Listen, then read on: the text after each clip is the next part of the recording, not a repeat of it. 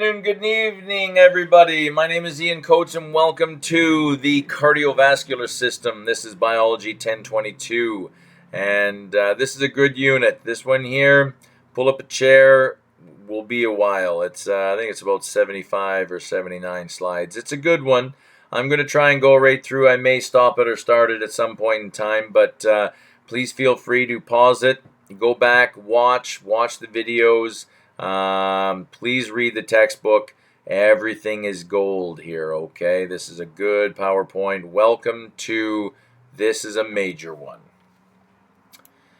We're going to break it up into two parts there. We've got part one there, heart anatomy and conduction, okay? And then part two, blood vessels, blood pressure, and cardiovascular disease, okay? More to the anatomy, and then we get into the physiology. Functions of the cardiovascular system. There's a lot of them, right? Oxygen and carbon dioxide transportation, nutrients transportation, transportation of waste and hormones, regulation, temperature, vasoconstriction, vasodilation. Those should mean something. Vaso means vein or artery, right? Constriction means to make smaller. Vasodilation, make that vein or artery bigger. And we're talking about the cross-section of it, right? Making the diameter bigger. Has big effects there on blood pressure, okay? And vasoconstriction, vasodilation, which we'll get into. Protection, blood clotting, immune cells, lots going on here. Let's get moving, shall we? Location of the heart, superior to the diaphragm. There's that bell-shaped muscle that we haven't really got into yet, but we've mentioned once or twice. This one here is involved in breathing, right? At rest, it's a bell-shaped, and when you take a breath, it extends down. Okay, maybe not that far, but yeah, it extends down. And what it does is it makes the whole chest cavity bigger, all right? And that air that you think is sucking in, it's not. It's rushing in on its own volition. But there's your diaphragm there, that bell-shaped muscle, which we'll get into more when we get into respiration. There's your heart, okay? So superior to the diaphragm and near the midline of the thoracic cavity, enclosed in the area between the lungs and the sternum, okay? Interesting note, apex of the heart is at the bottom. And you'll see there that the left lung is smaller than the right lung, okay, because you have what's called the trochlear notch right here, where the left ventricle of the heart takes a little bit of the area away from the left lung. We'll get more into that there in a bit. You've seen this slide there before. Nice, beautiful cardiac muscle, branching intercalated discs. You'll see that striation there from the sarcomeres. Okay, striated, and the use of the sliding filament mechanism there to contract sarcomeres. Branching cells with these intercalated discs with desmosomes and gap junctions there. These gap junctions are critical to the heart's ability to contract. And you will know that in the heart, that the top right-hand corner, right atrium there, we have what's called the SA node, and that is your pacemaker, okay? When we're talking about the cardiac muscle, we need to go into there's rectangular shaped connected by regions called intercalated discs. These intercalated discs there, they contain gap junctions and desmosomes. Gap junctions are protein-lined tunnels. They allow direct transmission of the depolarizing current from cell to cell. So protein-lined tunnels, okay? And right in here, they allow the charge to move on down, okay? They allow the direct transmission of the depolarizing current from cell to cell across the chamber of the heart for unison contraction, okay? Allows cardiac muscles to be electrically coupled. Desmosomes, okay, hold cardiac muscle together during contraction, induced there by the sliding of the cardiac myofibrils, which is again regulated there by calcium. Okay, so these desmosomes there, they hold the heart together because it's all in pieces, right? Because it has these gap junctions that allow the current to travel and move through all of the different cells. Okay. Approximately 1% of cardiac cells do not function in contraction but have specialized features that are essential for normal heart excitation. These cells constitute a network known as the conducting system of the heart and are in electrical contact with the cardiac muscle cells there via the gap junctions. Okay, the conducting system initiates the heartbeat and helps spread the impulse rapidly throughout the heart. The node cells, such as the SA node, sinoatrial node, have the ability to stimulate their own action potential. Okay, so that's where the electrical conductivity of the heart begins, in the SA node. We'll get there.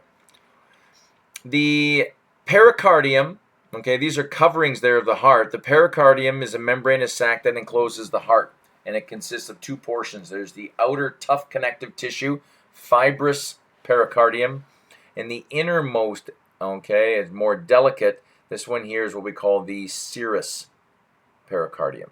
Okay, there is what we call the parietal pericardium. Okay, the visceral pericardium. All right, and when we're talking about the parietal pericardium, this is the outer layer. Okay, visceral will be the inner layer, and you'll hear that again when we get into lungs. Okay, so parietal is on the outside, visceral is on the inside. Pericardial cavity there is the space between the visceral and parietal layers, which contains serous fluid for reducing friction. Okay, these ones here, endocardium, myocardium, epicardium, we'll get in there. Okay, we've been just talking about the parietal pericardium and visceral. Now let's get into the actual meat of the heart. Okay, and you'll see what's going on here. The inside layer, okay, this is the inside of the heart, the chamber of the heart, as opposed to the outside. Okay, there's your pericardium. Okay, but the outside layer of the heart itself is what we call the epicardium. Okay, there's your visceral layer, and then you'll see the meat, the actual meat of the muscle is called myocardium. And you might have heard of this word called myocardial infarction. Okay, myocardial, heart muscle infarction, which means cell death. Okay, that's what we call a heart attack. Adipose tissue, layer of fat just outside of the heart. And, you know, the whole idea of fat, like solid fat, you know, white, yellowish, you know, saturated fat, that it's bad for us. Well, you do need a certain percentage of it, because what do you think your organs are all sitting on? They're all encapsulated by fat blanket, the greater omentum, and just fat is there to keep everything in place. So you do need fat in your diet. The outer layer of the heart is the double-walled membrane called the pericardium. Okay, attached there to the diaphragm, used to secure the heart in place. The parietal pericardium is the outer wall. Visceral is on the inside for sure.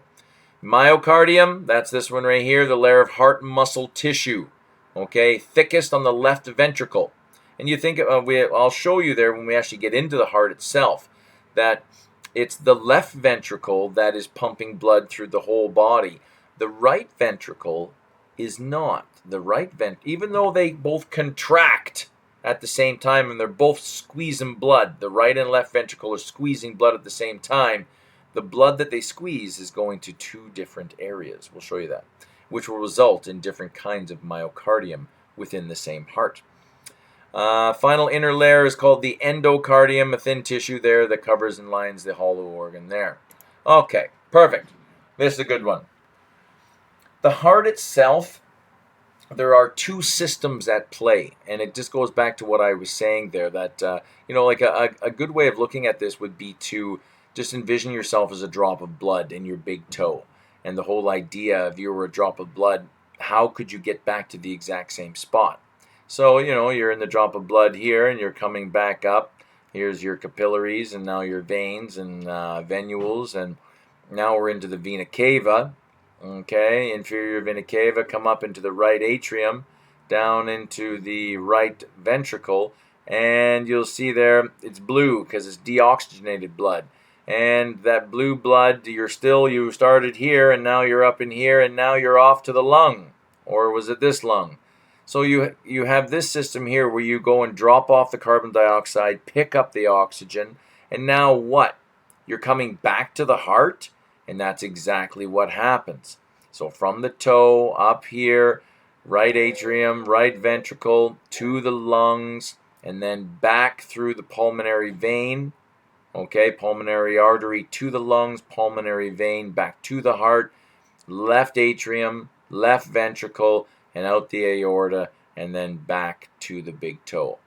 That's a really you should be able to do that. Not immediately, but by the end of the course, absolutely. Okay, there for test 2 for sure. And within these two, this whole circuit, there are the two circuits, right? There's what we call the pulmonary circuit, and that's the one that's taking blood to the lungs, dropping off the CO2, picking up the oxygen, and coming back to the heart. Pulmonary means lungs. And then you have the systemic circuit. Systemic means body. And that's what's going on. Once the blood returns back to the heart from the lungs, it's bright ruby red, oxyhemoglobin, and now it's ready to be disseminated to the body. Goes to the left atrium, left ventricle, and up the aorta, and then it goes to wherever it needs to go. So there's the pulmonary circuit and the systemic circuit. Structure there of the heart, I kind of alluded to it already there. The heart has 4 chambers. There's the right atrium, left atrium. Kind of just looks like a pig's ear. Right ventricle, left ventricle. Remember, you're looking at anatomical position, right? So it's like I'm looking in a mirror. This is the right ventricle here, but on paper it looks like it's on the left side of the paper. You have to be able to recognize that. The superior part of the heart is the base. The base is up here, and the apex is down here. Good to know. So your atrium, thin-walled small chamber in the upper portions of the heart, a collection chamber in which the blood enters the heart. Okay, veins would transport blood into the atrium there. Just a little note that the arteries always carry blood away from the heart. Okay, and usually it's oxygenated blood. Veins carry blood to the heart, and most of it is deoxygenated blood. There are 2 exceptions, and they are involved in the heart. Okay, and we'll show you these there in a second. Ventricles, as opposed to the atrium there, they tend to be much thicker walled, larger chambers for sure. In the lower, located in the lower portion of the heart, sends blood out of the heart. Okay, so there's your vena cava. You remember we're back in here. There's my big toe, and then there's my vena cava, and there's my right atrium. So what's going on here now? The blood comes up from my big toe. It enters the right atrium. Okay, and then it goes into the right ventricle. And you can see it. Then it goes to the lungs via the pulmonary artery, the only artery in the body that carries deoxygenated blood. I'd write that one down. And then that blood goes to the lungs where it drops off the carbon dioxide, picks up oxygen, and then comes here to the left atrium via the pulmonary vein. Again, the only vein in the body that carries oxygenated blood. And then that blood comes down into the left atrium, down into the left ventricle, where then it's whoosh out the aorta and given to the whole body. I have lots of slides here. If you didn't like my diagrammatic chatting there, then here's another shot of the same thing. Right atrium receives blood from the vena cava. The left atrium there receives it from the pulmonary vein. Okay, oxygenated blood, it's the only vein in the body that brings oxygenated blood to the heart. Okay. More into the ventricles right here. You'll see that the deoxygenated blood comes in here and then goes out the pulmonary artery, the only artery in the body that carries deoxygenated blood. Okay. And then after it goes to the lungs and comes back through the pulmonary vein, left atrium, left ventricle, and then out the aorta. Okay. Just 3 different perspectives there of the heart. You've seen the one, okay. This is the backside there. You guys can have a zoom in and have a look at that one there. This one here I thought was kind of interesting. You know, if you dissect a heart in half there, you'll see that the right ventricle as opposed to the left ventricle. Much more muscle around here because why? The left ventricle is sending the blood through the whole body. The right ventricle is only sending it to the lungs, which is a pretty short distance. So that's why the difference in muscle there. Okay.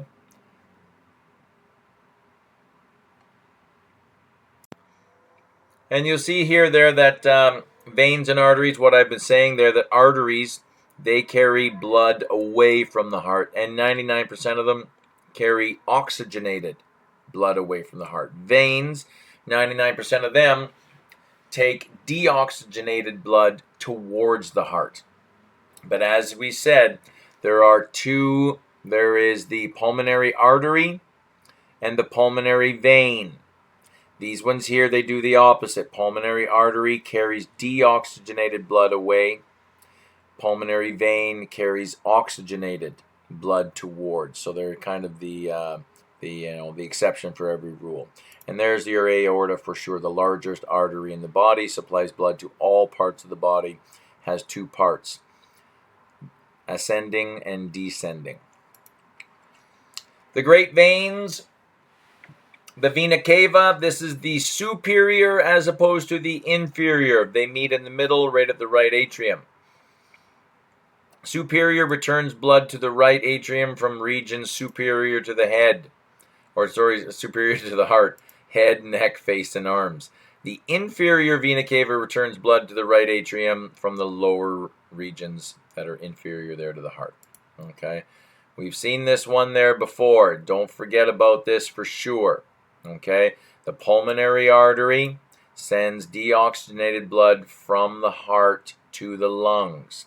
Okay, arteries carry blood away, usually oxygenated, but this is the only case where it's deoxygenated.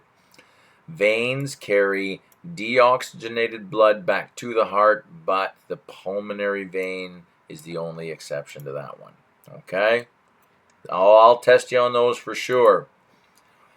Blood flow from lungs to the heart, to the body, to heart, and back to lungs again.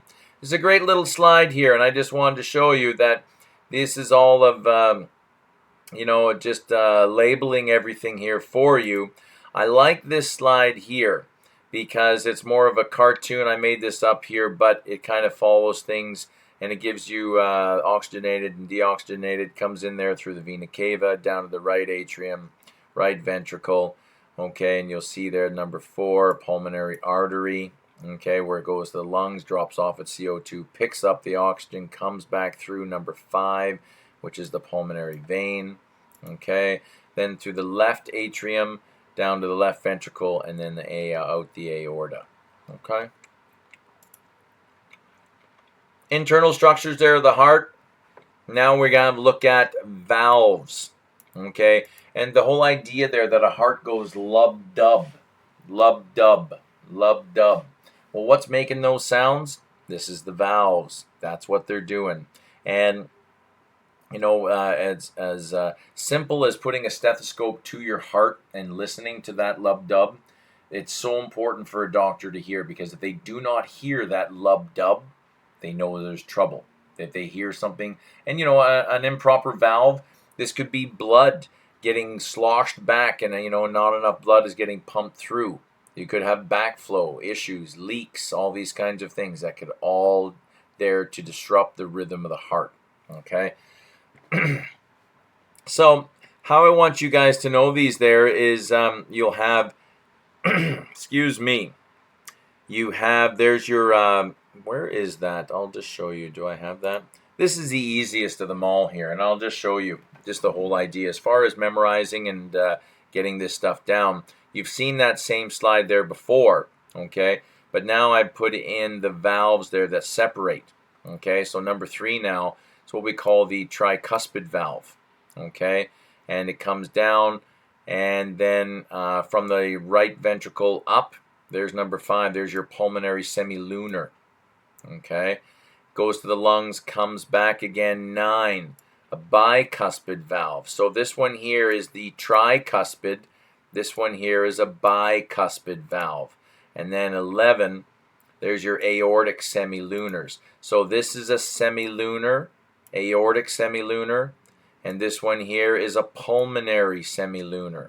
Okay, aorta, pulmonary artery right here. So this is a semilunar, semilunar, tricuspid, bicuspid.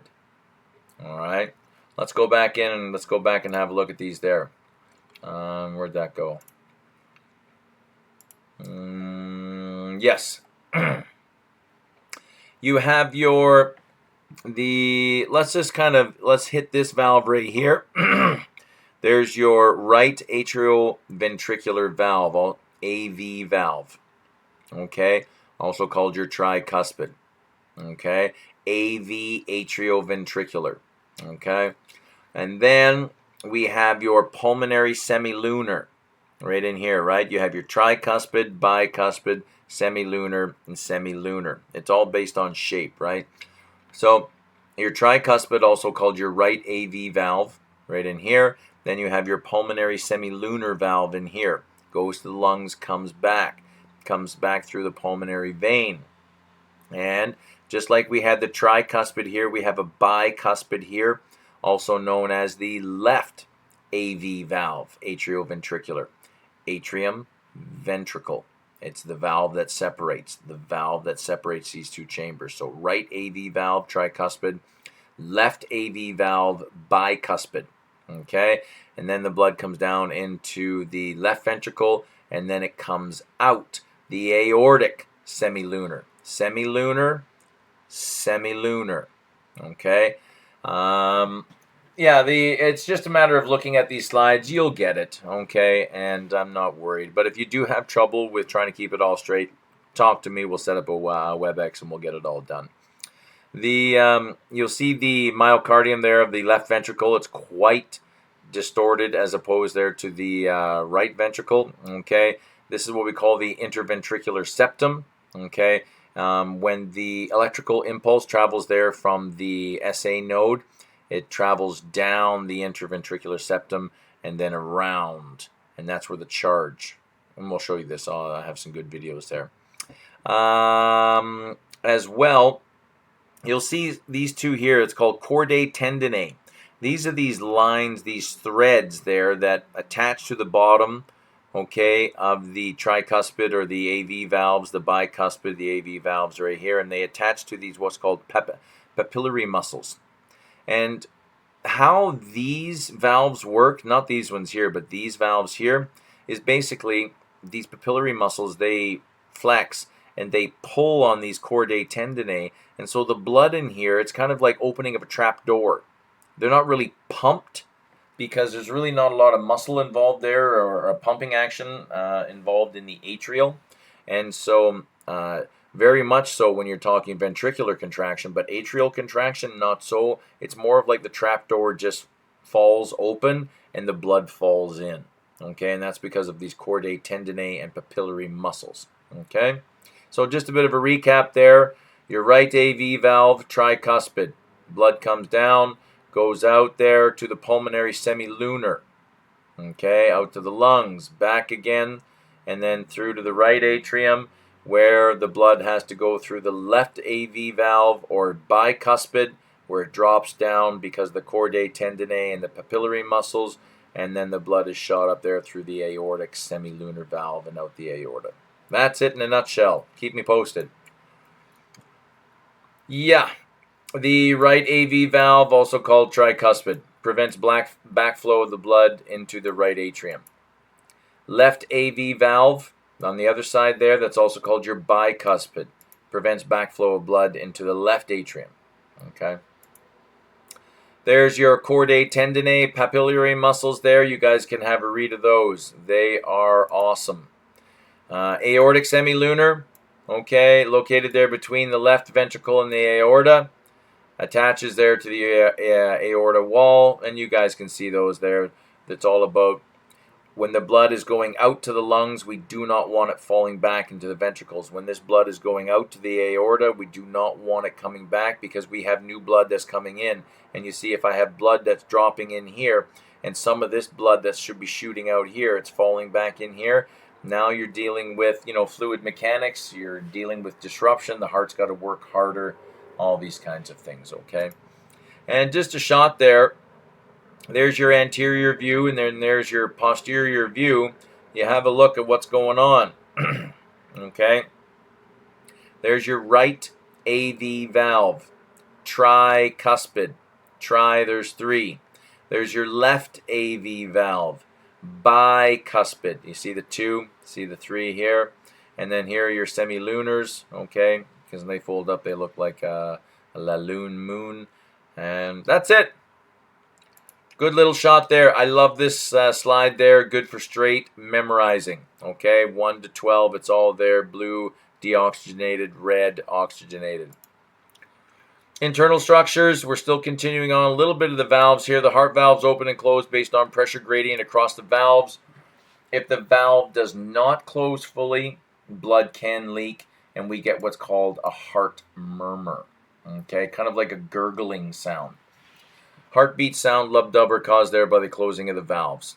The first heart sound is from the closing of the AV valves, tricuspid, bicuspid.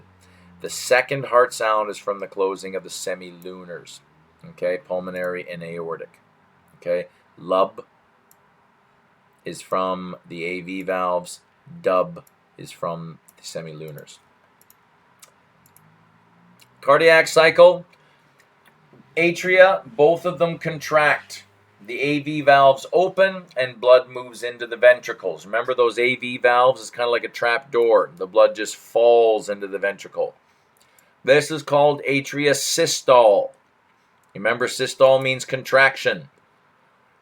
Remember your diastolic and systolic, your blood pressure, right? We'll get there. AV valves close. Atria then relax. Okay? And relax means diastole. And then the blood flows into the atria. Okay? At the same time, when the atria relaxes, the ventricles contract. The semilunar valves open, blood flows into the aorta and the pulmonary artery. This is called ventricular systole. Here we're talking contraction. Okay? The semilunar valves close, the ventricles relax, which causes the AV valves to open. This is called ventricular diastole. So basically, when an atria is contracting, okay, systole, the ventricle is relaxing, diastole. And when the ventricle is contracting, systole, the atria will be in relaxation mode and they'll be in dystole. So it kind of works that way. When one is when one is punching, the other one is relaxing. Okay, that's how it works. Systole, diastole. Let's have a look here.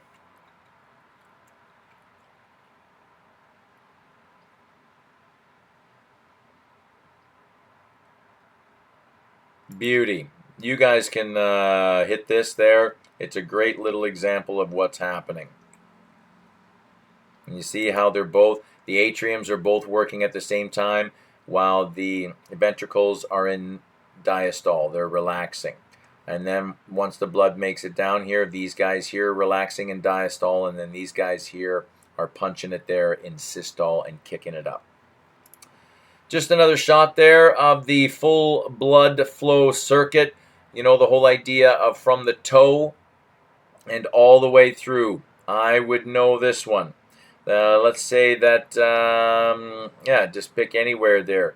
Let's say you're in the big toe, and the blood has just dropped off oxygen there to my big toe. My big toe has just delivered CO2 to it. So now the blood is now bluish color there. It's deoxygenated. Goes from the capillaries to the venules to the veins to the vena cava. Okay, and once it's in the vena cava, it goes to the right atrium, to the right AV, which is also called the tricuspid, then to the right ventricle. Pulmonary valve, which is also called the semilunar, goes to the lungs, the pulmonary trunk, pulmonary arteries, where then the CO2 is dropped off in the lungs, the oxygen is picked up. You notice we're in the capillaries of the lungs, and now the blood has been oxygenated.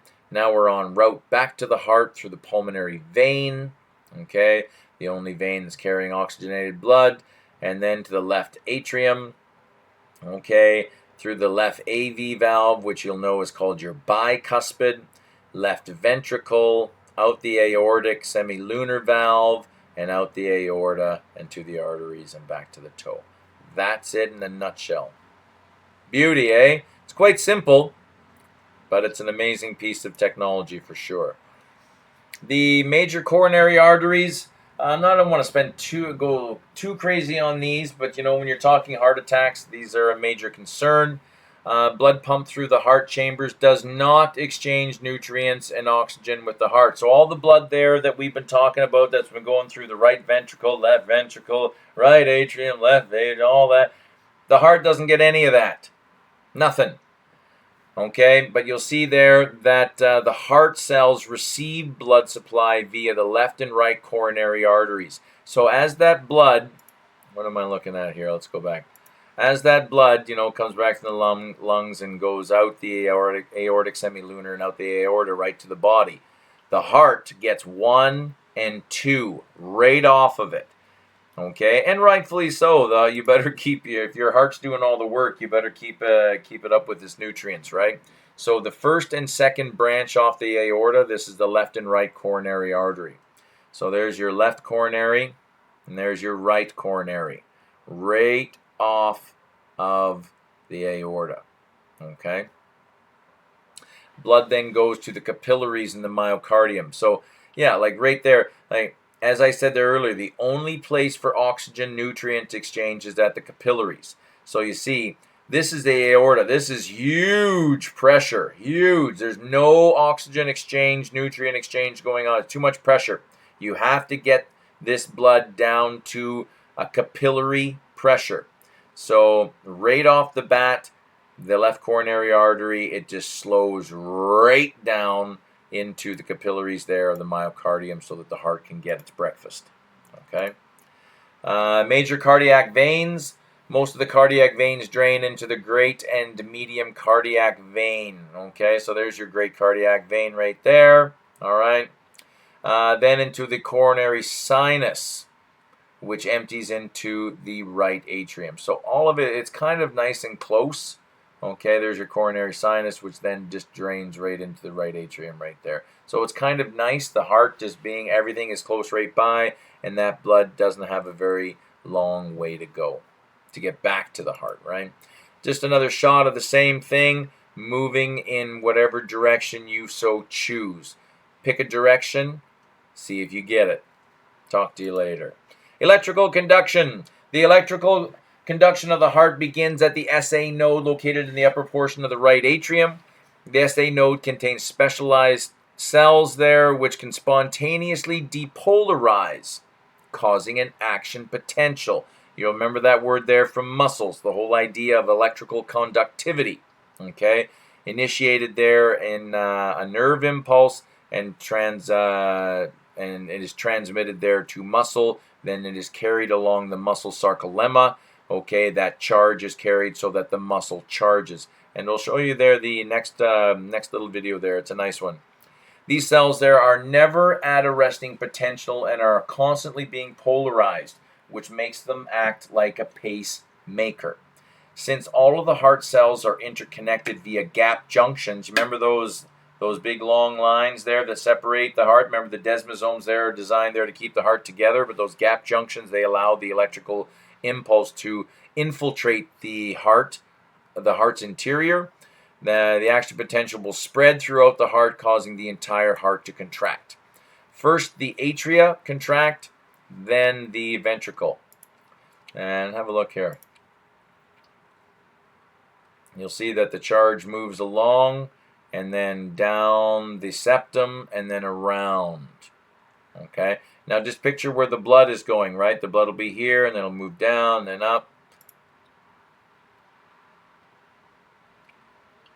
And then out. There you go. Beautiful. Just another shot of the same thing. You can read about this there. For some reason that video doesn't want to work or something like that, but you guys can pause this, have a look at this. The whole idea of the charge is initiated there in the SA node in the right atrium, but then it spreads over to the left.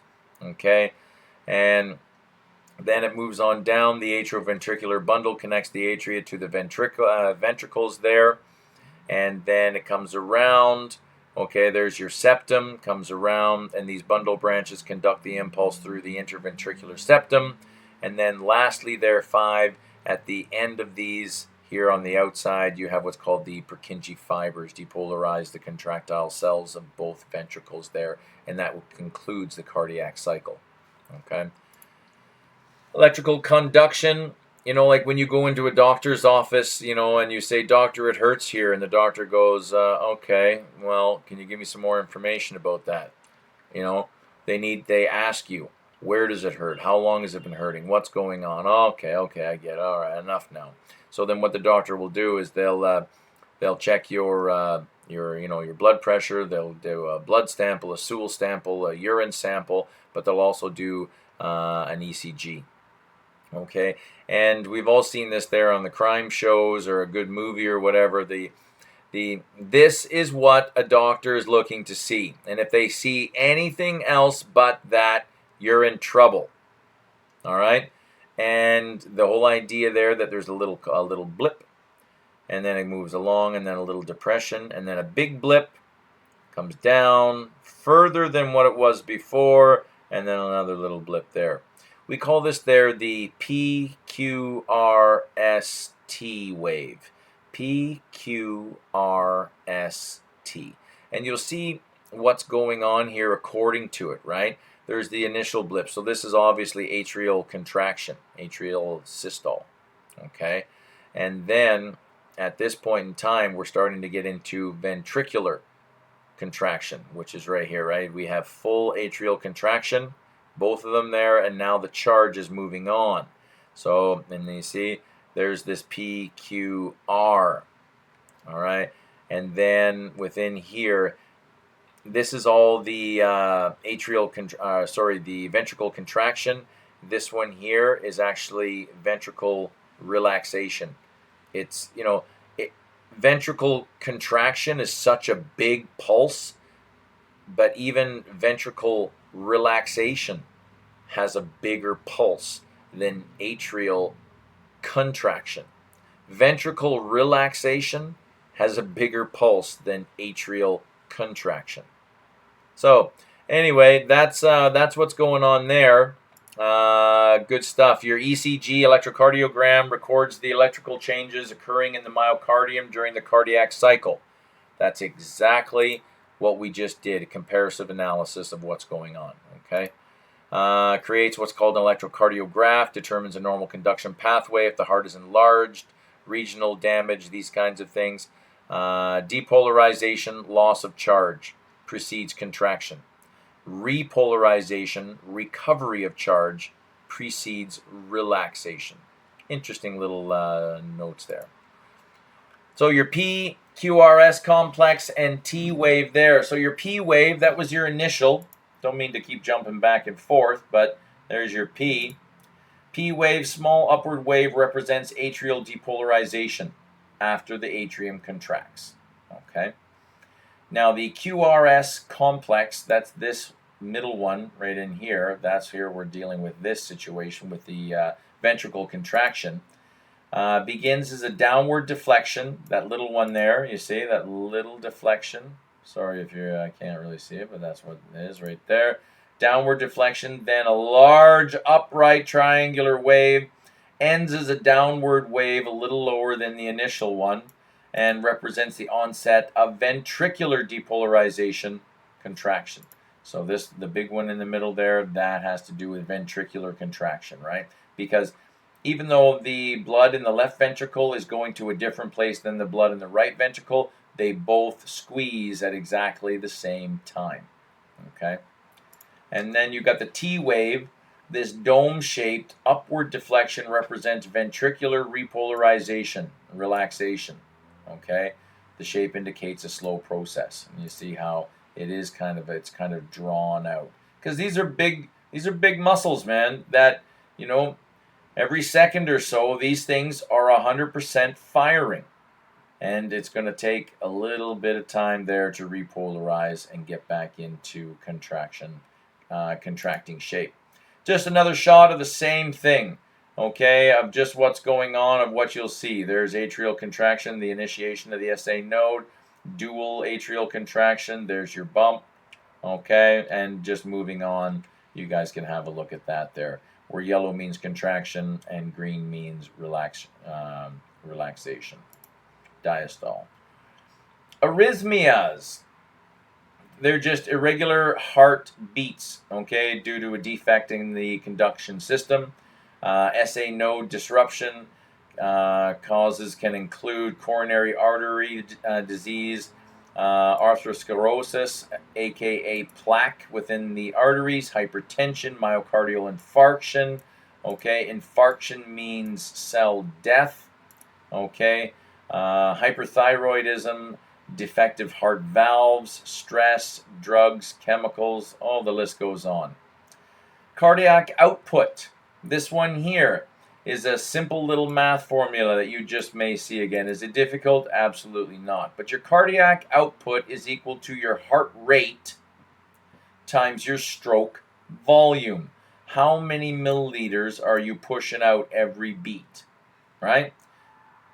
Heart rate, usually at which your the heart rate is the rate at which your heart is beating, usually in beats per minute, BPM, okay? Stroke volume, amount of blood that is being pumped through the heart in a single beat.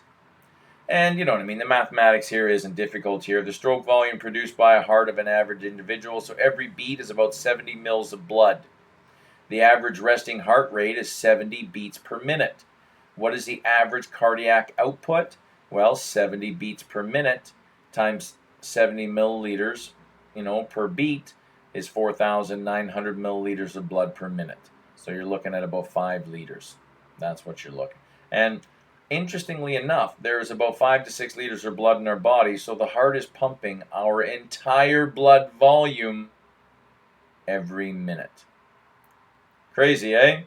5 liters of blood getting pumped every minute, and then we only have 5 liters of blood, so our entire blood is getting kicked around every single minute or so. Factors that affect cardiac output. Athletic individuals tend to have lower resting heart rates. Why? Well, their hearts are stronger, which leads to a higher stroke volume. They can kick out 80 mils or 90 mils or 100 milliliters of blood per minute. So therefore, their heart doesn't need to beat as fast. Right? Other factors that can increase cardiac output, adrenaline, okay, epinephrine for sure, can speed up the heart rate. Exercise by means of skeletal and respiratory pumps for sure, okay. And you guys remember there, we talked about this there, the skeletal pump, the whole idea there that blood and lymph returns there back up to the core by moving. Okay, and if you're not moving as much as you should, you'll tend to have more fluid down in your lower extremities, called edema. Moving the blood respiratory output, as we've said as well, the very act of breathing causes moving. This diaphragm moving down and up. This moves the chest, and if you're moving blood. Okay? All right, so that was part 1. That was the heart anatomy. Yeah, that was pretty good. That was a good one. Let's continue on, shall we? Now we're into the blood vessels, blood pressure, and cardiovascular disease. Okay. Anatomy of blood and lymphatic vessels. Okay, here's your lymph. Okay, here's your cardiovascular.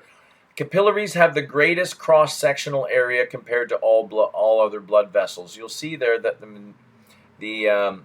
the greatest cross-sectional of blood vessels there have to do with the capillaries. So the majority of the blood will be found in the capillaries at any given point in time. Now, as we talked about the capillaries, they're the only place in the body where exchange can happen. Oxygen, carbon dioxide, food, nutrients, all these things can only happen at the capillaries. Why? Because there's hardly any pressure, and I'll show you this there when we look at blood pressure as opposed to different parts of the cardiovascular system, like the aorta. Massive pressure, the most pressure of the whole body. The aorta takes a hit every single beat. Okay? And when you're talking the aorta, when you're talking arteries, you're talking muscle. Now look at the difference there between an artery and a vein. It's not even close. Arteries here are elastic, muscle, tough, strong. They can take a hit, okay, because they have massive pressure. The blood coming out of the heart there, the aorta, and then the arteries and arterioles, it's way too much pressure for any type of oxygen or CO2 exchange, okay? And that occurs there at the capillaries. And you see we're kind of simulating there the cardiovascular system, the oxygenated blood, okay? And you'll see there that the veins are a lot thinner because the veins don't have to deal with pressure.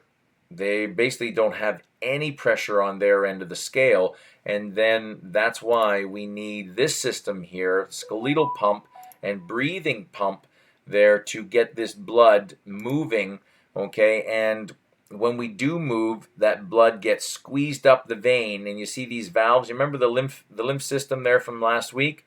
Okay, they are very similar. They have these valves, and when the blood gets squished up, these valves stop the blood from going down, and then more moving, squish, squish, squish, and all the way back up. And you remember there the lymph gets put back, okay, in different spots depending upon what quadrant it came from. But this great shot here detailing the differences there of the arteries and veins. Okay, the veins there that return blood there to the heart, the walls of the veins are thinner because the blood pressure is much lower. The veins have this unidirectional valve that prevents backflow for sure. Okay. Varicose veins, these are just leaky valves. Varicose veins, these are just leaky valves. Valves there that are just getting a little worn out because you get a little old, and therefore now the blood will start to dissipate, and that's what causes varicose veins. Okay. The capillaries, the only site of exchange of gases and nutrients. Okay, this is where oxygen and food molecules are transferred from the blood there to the body's cells, composed of endothelial cells, the inner layer of arteries and veins. Almost all cells of the body are no more than 100 microns from a capillary. Okay, so these capillaries, they stretch everywhere in the body through the interstitial tissue. Okay, capillary beds can be open or closed there with what we call precapillary sphincters. And these are little sphincters there that are on the edge, and we'll show you there the next slide. You'll see here's an artery, here's a vein, and this is the capillary bed in between. And they have these smooth muscle valves, what we call precapillary sphincters, that we can turn the blood flow off from a particular capillary. If we need to get blood flow to a certain area fast, I can turn all of these things off so the blood is just going to, isn't that amazing? And you don't have control over that. I don't have control over that. I sure wish I had control over my precapillary sphincters, but I don't. Something does, and that's our basically our autonomic nervous system, which we'll get into there when we get into nerves. But I tell you, it's just phenomenal. So if we need to get blood to a certain area fast, we can turn off all this other and just get it to where it needs to go. These are called precapillary sphincters, smooth muscle. The cardiovascular system is very leaky. You've seen the same slide there last week. Okay, a little bit of a recap there. From capillary exchanges, the circulatory system loses about 4 liters of fluid every single day. To collect and recycle this fluid there, the body uses a second circulatory system called lymphatic, which we've talked about. Okay, fluids in between the cells is called interstitial fluid. Once this fluid enters a lymphatic vessel, it's called lymph. Okay, ultimately the lymph re-enters the bloodstream there. So basically there's no pump for the lymph, right? And there's as the cardiovascular system is a loop. Okay, it's closed. It has a start and a beginning, right? The lymph system doesn't have a loop. It just has these terminal ends that generally go in between the cardiovascular system. And when there's enough fluid left in the interstitial in the interstitial space, all of a sudden now the osmotic pressure is too great, and these lymph vessels open, and the lymph flows in here and gets squished up, and away we go and return back to the cardiovascular system there. The arterial system there, the aorta is the body's largest diameter artery. Oh, it's huge, okay, and huge pressure. There is the ascending aorta, the first portion of the aorta extending out of the left ventricle. So this is what we call the ascending aorta. It goes up from the heart, right, from the left ventricle. The aortic valve lies at the root. Opposite the valve cusp are the aortic sinuses. The branches of the ascending aorta are at the right and left coronary arteries, which supplies blood there to the heart muscle.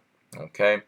The aortic arch, okay, as we can see right there, this is the bend in the aorta after the ascending aorta branch. There are three branches of the aortic arch.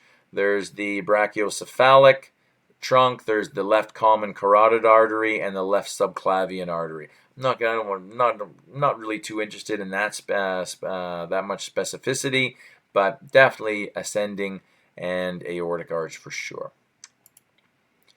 There is the descending aorta, okay, and following the arch, it extends downward anterior to the vertebral column. So in front of the vertebral column, and consists of the thoracic artery and the abdominal artery.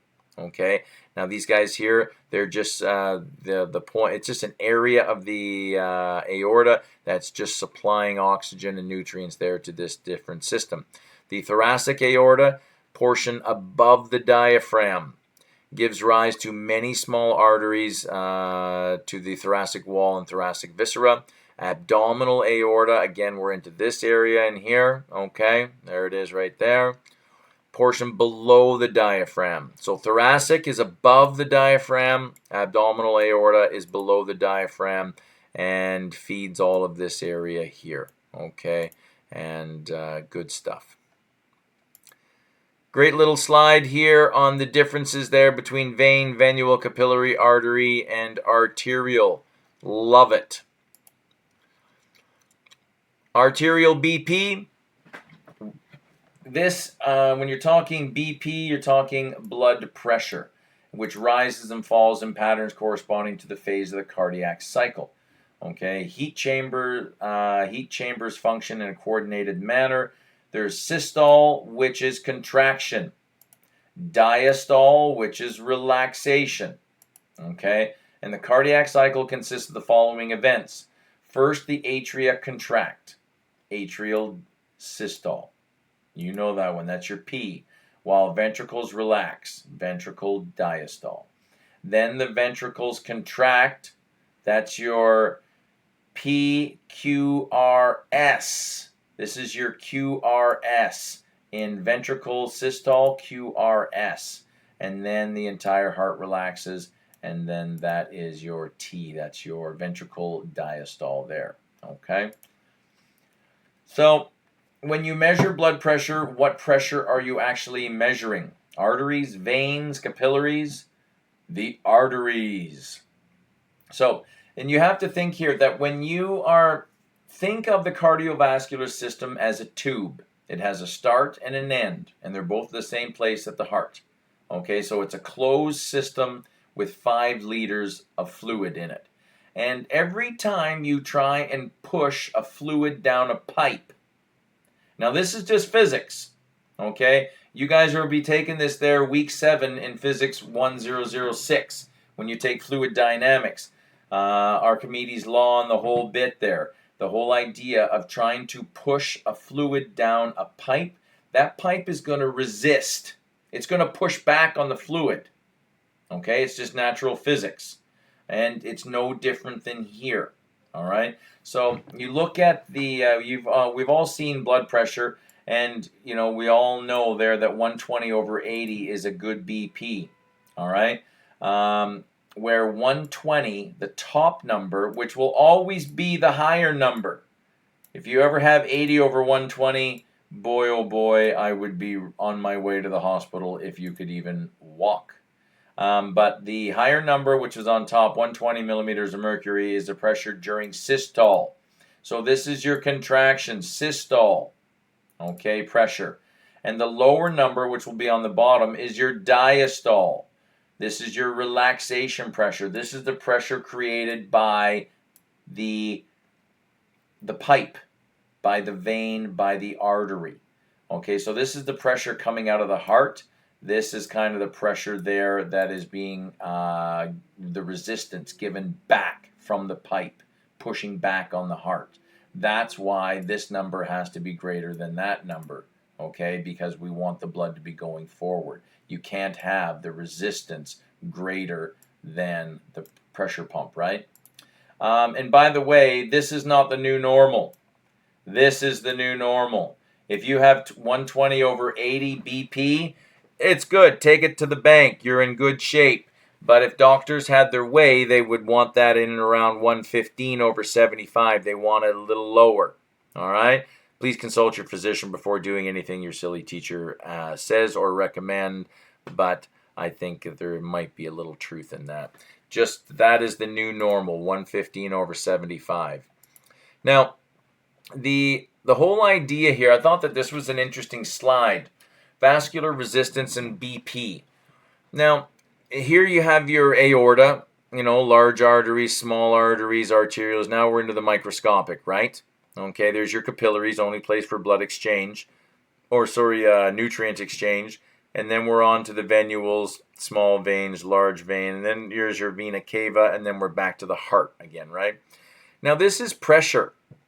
And have a look here. The pressure coming out of the aorta is massive, okay? No nutrient exchange, too much pressure. Large arteries, still too much pressure. Small arteries, still too much pressure. And then you see the arteries, arterioles there, it starts to drop off. And then we get into the capillaries there where we have millimeters of mercury, about 20 millimeters of mercury. You still need a little bit of pressure from the capillaries to get those nutrients into the cell, right? It's all, it helps. So you'll see here that that's why capillaries are the only place there for nutrient exchange. Way too much pressure. But look, once, once the blood has dropped off this oxygen and picked up the carbon dioxide and now it's on its way back to the heart, dude, it's in my big toe. There's no pressure. How is that blood going to get back to my heart? Look, by the time the blood gets back to the vena cava, it's basically sitting at zero pressure. So it basically just kind of crawls, barely gets back into the heart. And that's the whole thing, right? It's all about your skeletal pump. Right in here. You've got to get moving because you see there that there's no pressure basically at all for the blood coming back to the heart. Okay, great slide as far as understanding goes. The BP there caused by the pumping of the heart keeps your blood circulating. Every blood vessel in the circulatory system has its own BP, which does change continually. Okay, depending upon our mood, our activity, even the presence of light, even the presence of in no light. Okay, turn the temperature up, turn the temperature down. It affects it all. Okay. Blood flows there from areas of high pressure to areas of low pressure. Okay, things generally move from a high pressure to a low pressure. You know that. Okay, and that's free money. We call it diffusion. The amount of blood flow is proportional to the blood pressure and inversely proportional to the resistance. Okay, I'll say that again. The amount of blood flow is proportional to the blood pressure. So more pressure, more blood flow.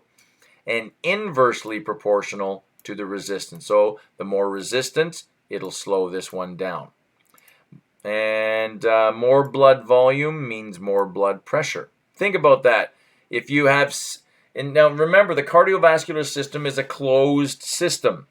Okay? Think of it as a 5-liter jug. And if I only have 4.5 liters in there, there's less pressure than there would be if I had 4.8 liters in there. So more blood volume, you're putting more stress on the arteries, which means there's more blood pressure. More resistance, more kickback from those arteries will decrease the blood flow. And that's the pressure of the pipes pushing back onto the blood and eventually the heart. As blood travels through the narrow passageways, resistance increases, but the flow in each vessel is less because blood vessel branch and decreases pressure. Okay, so that's what's going on here. As blood travels through these narrow passageways, the resistance increases. Okay, but the flow in each vessel is less because blood vessel branches and the pressure does decrease in accordance to that. So it's kind of a balance. You have a look here, vascular resistance and BP, right? Massive pressure. You see these big arteries right here, massive pressure. But then as they branch off, the pressure decreases. And as they branch off further and further and further and further. And that's what is going on right here. That's why this pressure drops off considerably once we get to capillaries. Okay. Blood vessels branch, so if one vessel constricts, the flow to that tissue will be decreased because the blood will flow through other vessels instead. Okay. Metabolic requirements there that can affect blood flow. Tissues that need more oxygen and nutrients require more blood flow. Absolutely. Okay. Any of those organs there, the spleen, if they require more oxygen, more blood flow, then they'll get it. Okay. Body temperature. Increased temperature causes vasodilation. The arteries increase in size. Okay. Decreased temperature causes vasoconstriction, where the arteries decrease in size. And that will affect blood pressure for sure. Blood volume. An increase in blood volume increases blood pressure and flow to all areas of the body because it increases cardiac output. The kidneys play the most significant role in regulating blood volume, which is very, very, very true. The kidneys are the only place in the body, you talk about capillaries and arteries and all these, right? And you see there that the aorta down to the arterioles, and the arteries, arterioles, capillaries. You see it's a gradual decrease in pressure, right? So that we can do oxygen exchange at the capillary level. Well, when you're talking about the kidneys are the only place in the body where an artery meets a capillary. Now think about that. Where an artery meets a capillary. So you look at it's a heck of a wham. Like this artery comes in, this arterial blood comes into the kidney at such a pressure and gets whacked. And it gets stopped right in its tracks. And that's how the kidneys filter the blood. We'll show you that there when we get into renal and all that. But the kidneys demand a certain amount of pressure. And if they don't get it, then they make a phone call upstairs. Okay, so as we said right here, the kidneys play the most significant role in regulating blood volume, BP, these kinds of things. We'll get there. Blood viscosity is the thickness of the blood under normal circumstances. It shouldn't change too much. Anemia, decreased red blood cell numbers, can cause decreased resistance for sure. Cardiovascular disease, atherosclerosis, primary cause of cardiovascular disease, which is the buildup of plaque, saturated fat within the walls of the blood vessels. And you think about it, if you have a cross section, well, you have a look right here, right? This is a nice healthy artery right here that can handle all the blood flow that it was genetically designed to do, but then due to saturated fat buildup from not eating as well, could be genetic as well. Okay, you see now that same amount of blood has to get pumped through this area. So now the heart's got to kick in more pressure, and you're putting more strain on the heart, right? So plaque is basically cholesterol, fatty substances, cellular waste, and fibrin. Okay, what causes plaque buildup? Endothelial, the inner lining of the arteries become damaged due to high level of cholesterol, high blood pressure. Smoking does the worst damage to arteries, the lungs as well. It turns the arteries there to paper. It really does. And the You can get things like an aortic embolism, these kinds of things where it's a deterioration of the arterial wall, and we've seen how thick those arterial walls are. They're designed to take a hit, but due to genetic or poor lifestyle choices, those artery walls can become compromised. Okay. This damage causes a buildup of the substances mentioned above there. It causes a narrowing of the arteries. And you'll see here, the whole idea is this is when you talk week 7 of physics 10006, you want a nice, smooth, laminar flow. Okay, but when you're talking fluid dynamics there, any type of interference there along the arterial wall, you see, even the arterial wall will kick back here, but it'll be minimal as long as it's smooth and clean. But if you have any type of disturbance there that is clinging to the side, now you're gonna interfere with the fluid flow, and it's what we call turbulent flow. And you'll see there again, look at all this pressure. It's coming back. It's doing these loop-de-loops here, and if it's coming back, that means it's pushing back on the blood that's coming here. So you're pushing back on the heart. You're pushing against the heart, right? Resistance, blood clot, heart attack, stroke, they're all good stuff. Have a look at those, please. Cardiovascular disease continued here. We're on the tail end. We're doing great. Leading cause of death in Canada, very close to number of deaths due to cancer. Absolutely preventable.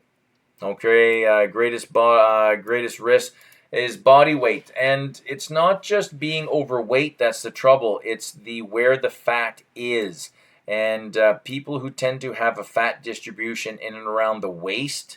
These ones here are diabetes is a concern. Heart attacks are a concern. It's where the fat is generalized in and around the midsection, not on the bum or the legs or anywhere else. If it's in and around the midsection, that is a cause for concern.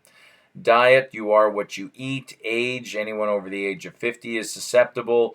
Family history, genetic predispositions, diabetes, smoking, sure. Stress. There's two kinds of stress. There's acute, short-term, and chronic, long-term. Acute stress generally is in trouble because it's here and then it's gone, but it's the chronic stress that is around for months and years. This is the one there that kills. So please take care if you identify any type of chronic stress in your life. And if you have trouble dealing with that, get a hold of me. I'll help. Okay.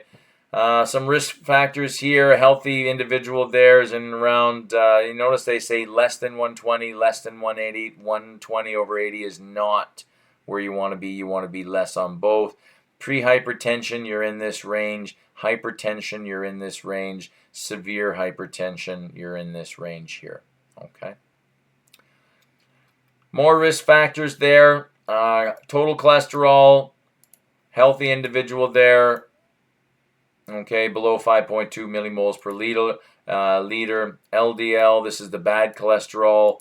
You want below 3.3. High DL, this is the good cholesterol there, above 1.15, 1.5. Triglycerides in and around this level here. How to decrease LDLs, how to decrease these, eat less sugar and trans fat. Absolutely. How to increase these ones here, exercise and fasting to burn stored fat. Okay, get things moving.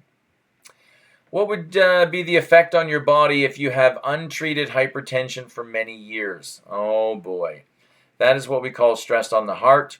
An enlarged heart, okay, when the heart has been pushed back and pushed around and, just continually over years, okay, it actually enlarges because it needs a bigger stroke volume to get that blood through, right? The heart muscle will increase in size to compensate for increased load, leads to arrhythmias and hypoxia, okay, low oxygen. Small hemorrhages in the capillaries due to increased pressure in the capillaries can lead to the following: kidney damage, brain damage, stroke, embolisms, retinal damage, lung damage for sure. Treatment, eat less salt. Sure, salt reduces the ability of your kidneys to remove water from the blood, therefore increasing blood volume, increasing blood pressure. Okay, so again, I'll read that again. Salt reduces the ability of your kidneys to remove water. So if we can't remove water, okay, then we're going to maintain good blood volume and we're going to maintain a good BP.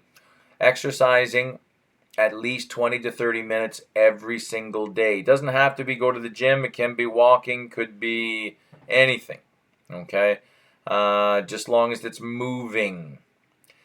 Eat foods high in antioxidants, blueberries, purple kale, these kinds of things, because you want to get rid of those, what do you call them again? Those high energy molecules. All right. Antioxidants there. They do those. Avoid trans fat.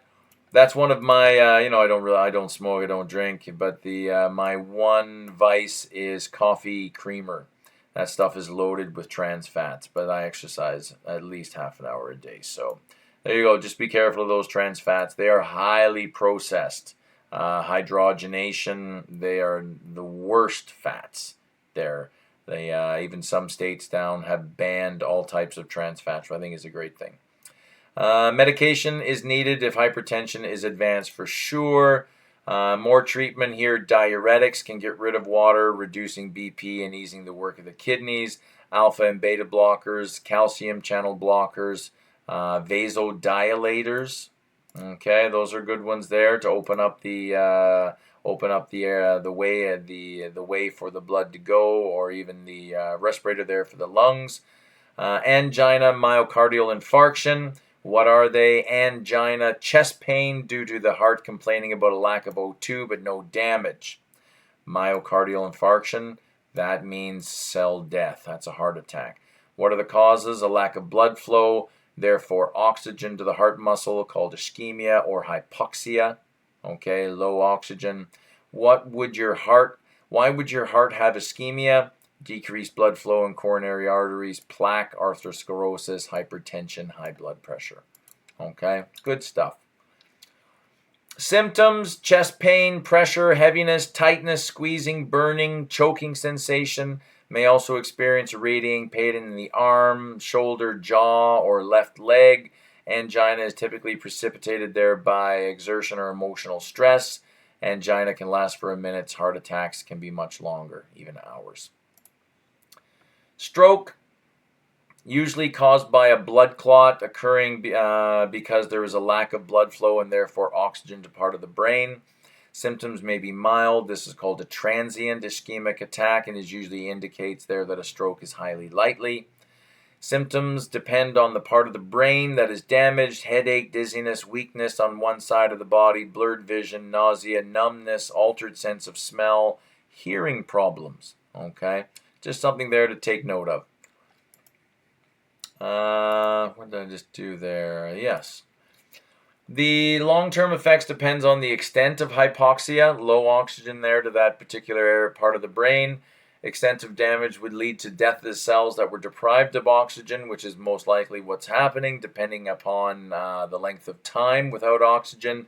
Now you see individuals there that are snowmobiling in the wintertime and they fall through the ice, and they've been down at the bottom of the lake, which has been pretty much near 0 degrees for 20 minutes, and they've come up and they've been able to resuscitate them. It's amazing, amazing fact. Physiotherapy can gradually increase the function of parts of the body that were affected by the stroke.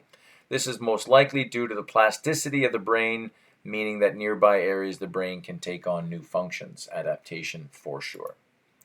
Ischemic stroke, usually caused by a clot preventing blood flow. Okay, and a hemorrhagic stroke caused by damaged blood vessels. Okay, so that is the heart in a nutshell and the cardiovascular system. It's quite, there's a lot of information there to digest. So please go back and watch this again, watch the different parts of it, make notes, correlate there with the textbook as well, and have some fun with this. This is the first major leap, and where we go from here, it only gets better. Thank you so much. Have a great day, and we'll see you again soon. Bye-bye.